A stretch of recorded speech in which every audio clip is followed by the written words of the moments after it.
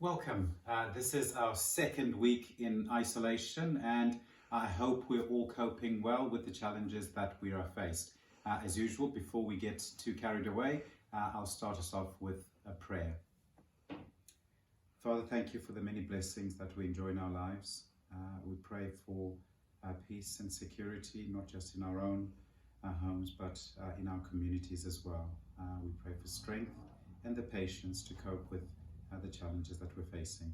Amen. Today is Palm Sunday. Palm Sunday is the day that Jesus rode into Jerusalem on a donkey to cheering crowds. Loads of people were excited to see him, and they welcomed him into Jerusalem and threw palm leaves on the ground, hence the name Palm Sunday. What is going to be happening over the next couple of days, which is what is called Holy Week, are different services that churches within the Anglican Diocese will be putting on. There'll be a link on the blog afterwards, so you can also keep an eye on some of the services and participate in the events that are going to be taking place. What is surprising and what has always baffled me, and even in my adult state now, is trying to understand how Jesus moved from being welcomed like a special guest on Palm Sunday to less than a week later, eventually the same crowds of people cheering for him to be nailed to a cross. The only good thing from this story is the fact that the Easter story ends up with Jesus eventually rising from the dead. And all of Christianity is based on this story. And it's not just a story, it's the reality for us Christians. At the moment, we're all going through what we consider to be quite challenging. Life in isolation for me hasn't been too difficult. I still have running water, I have electricity, I have TV, books, and access to the internet. My children will not be particularly pleased hearing me mention this, but on occasion, they have complained about being bored, about having nothing to do.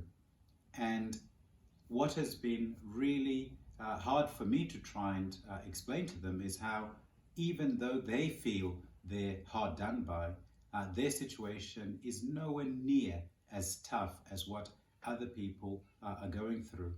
I happen to have family in Zimbabwe and South Africa, and in our conversations when we've managed to catch up, we've talked about how difficult it is for some people in parts of Africa and indeed other parts of the world. People don't have the luxuries that we do have. Sometimes when we're going through something difficult, we are clouded, we forget how other people are struggling with things that are far greater than ours. Don't get me wrong, I'm not saying the challenges that some of you are going through are not real. They are real. But the encouragement that I gave to you last week about reaching out to people in your community, people in your family, and indeed people within our school community, so that you can communicate with them, is to help us look outside of our own bubble and extend that hand of friendship to others. Just like the story in Palm Sunday, where we had all these cheering crowds welcoming Jesus into their city. Some of them turned on him later on. They were only looking at the things within their bubble, within the information that they were given. And because of that, they failed to see the truth of what is around them.